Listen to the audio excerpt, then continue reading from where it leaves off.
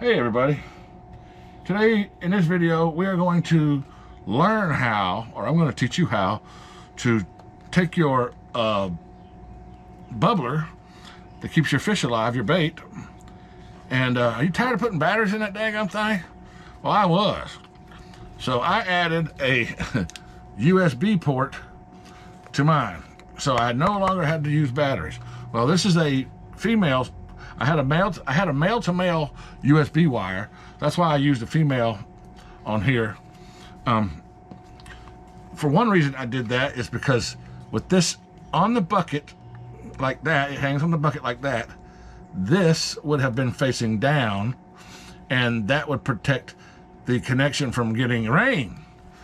All right, that's why, or water. That's why I did that way. But I'm going to upgrade it, or downgrade it, I guess, today to work with just a regular USB plugging into a battery charger. This is a charging pack with a USB, so that's going to plug in like so. We're just going to plug that in there. But this is solar. William gave me this. So we're going to have power coming from here with solar constantly charging that. And at the other end, we're going to solder this. We're going to cut this off, clip. This came from my Pitbull head shaver thing. One of those, they sent me like shitloads of them. So we're going to cut that end off, and we are going to open this up. We're going to solder it in. We're going to get rid of this right here, and then we're going to put some more hot glue on there. And we're going to turn this into a solar-powered bubbler. And at the same time, you can still use your batteries if you want to. You can put your AA's in there if you want to. There's going to be no problem about your battery source. You can use the battery pack, or you can use the AA batteries. Now, this battery, this USB battery does put out 5 volts, okay? So we'll go through all that here in just a minute. We'll get started on this by removing the old one, because yours isn't going to have that. So I'm going to start fresh with a bubbler that doesn't have a charging port adapter or whatever already added to it. So let me tear this back down to stock or factory bubbler, and then we'll be back.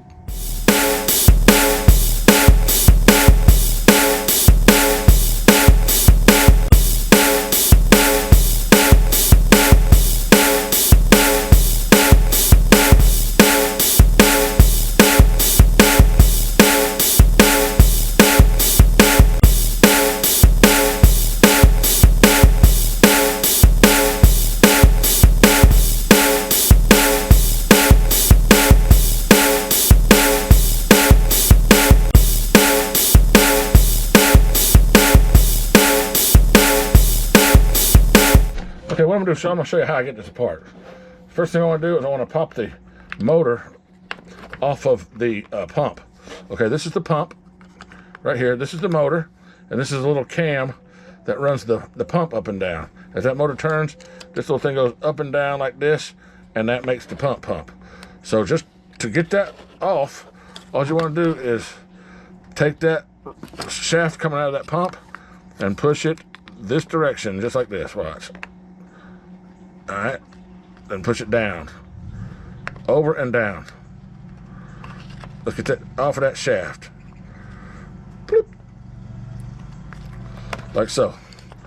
Okay, now we can take our motor out of there. All right, on the back of your motor is where you would want to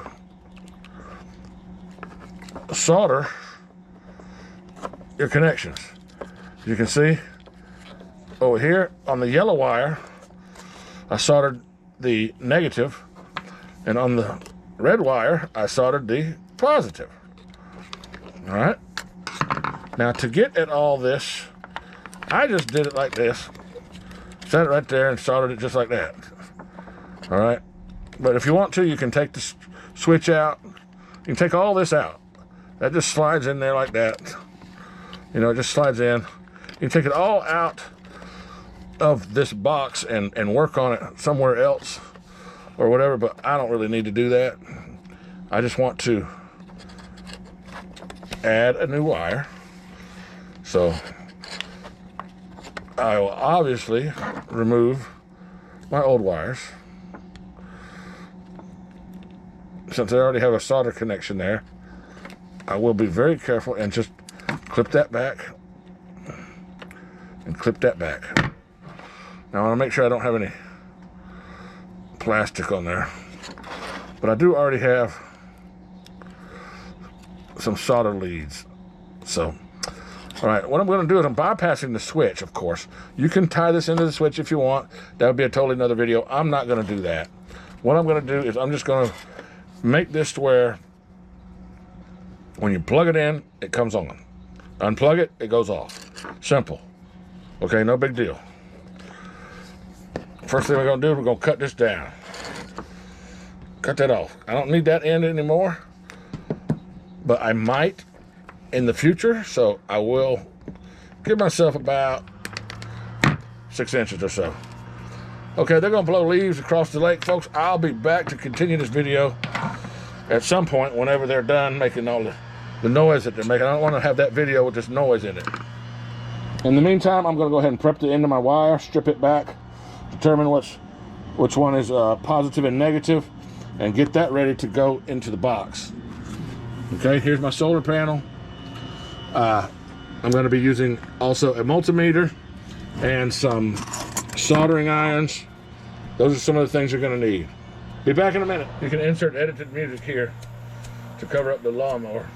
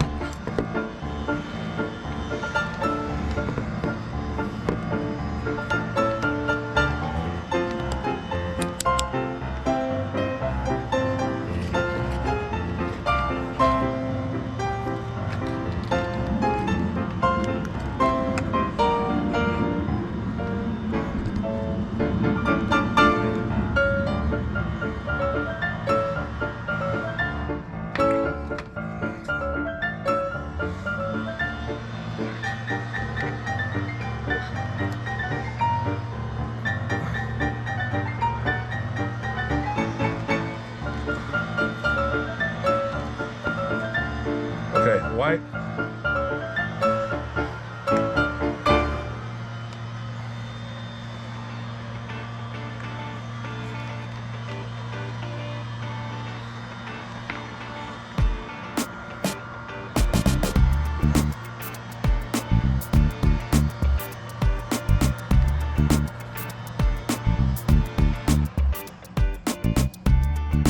White will be red.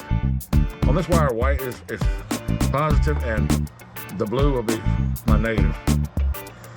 As you can see, that's giving me my 5 volts. Now, if I was to reverse this polarity, my meter would show a negative symbol next to the voltage. See that negative symbol? That shows me that the polarity is incorrect. So you want to use the white wire on this one for positive. Okay, now I've got a hole drilled right in the center, right behind that motor. Okay, right where that motor mounts. That's for my wire to go through.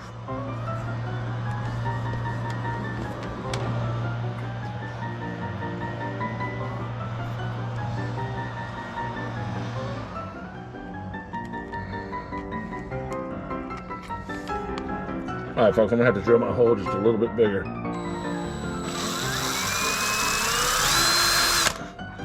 Make sure that wire fits through there. I want that wire to fit through there all the way up to the insulation. So I'd like to have a good, nice, weatherproof connection.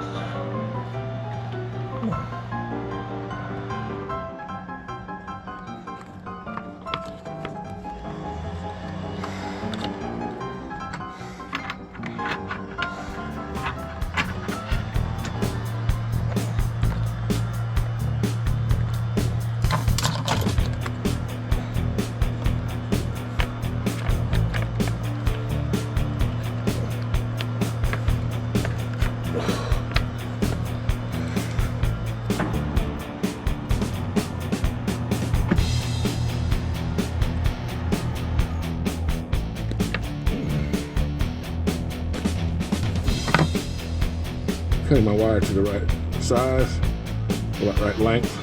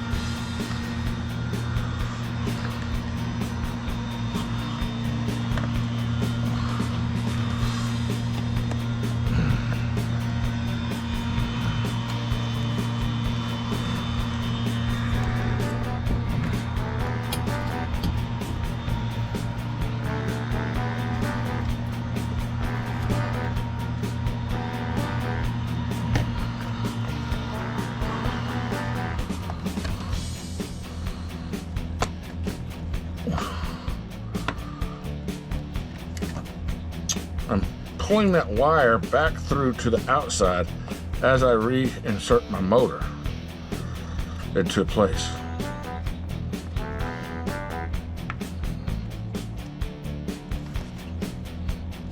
And my motor goes down into place.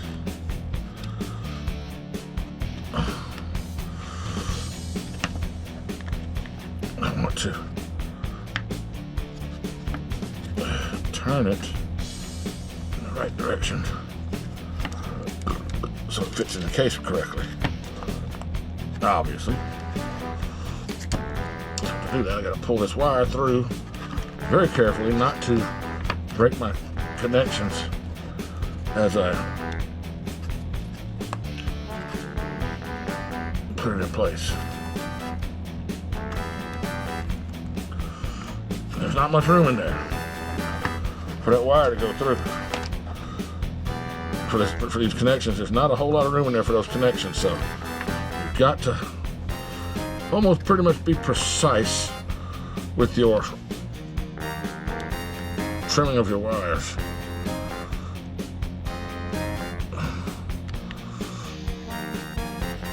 Ta-da! I'll have it in a minute. I'll have it in the right spot in a minute.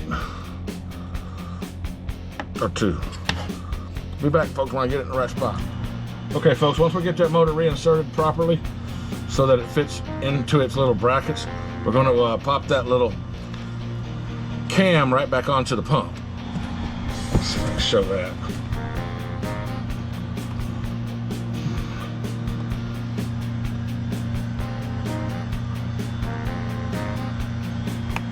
Right there, just like that. Pop that cam on there. Go ahead and test our motor by plugging her in. Now it's 5 volts. There you go, 5 volts. That joker really gets down with the get-go. It does some bubbling with 5 volts.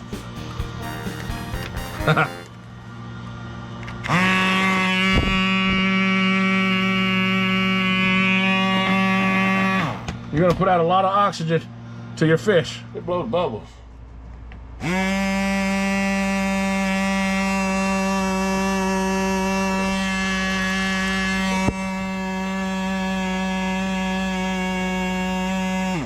And you can turn it on and off. I mean, you don't need to let it run like you would if it just had the batteries in it, because you're putting way more bubbles through there than it would if it were only 3 volts with the two AA batteries that come with this one. Anyway, you're putting way more bubbles in there, and you're putting a lot more oxygen in there quicker. So you can turn it on, turn it off, turn it on, turn it on, whatever. Just you know, whatever. Do whatever you want, but catch some fish. We're gonna make sure our wires are out of the way for these right here to press down on the motor, because that's what's holding the motor in place. We can close it back up. Go ahead and put some hot glue around that hole there where that wire goes through, and you can plug your hose back on and you can go fishing.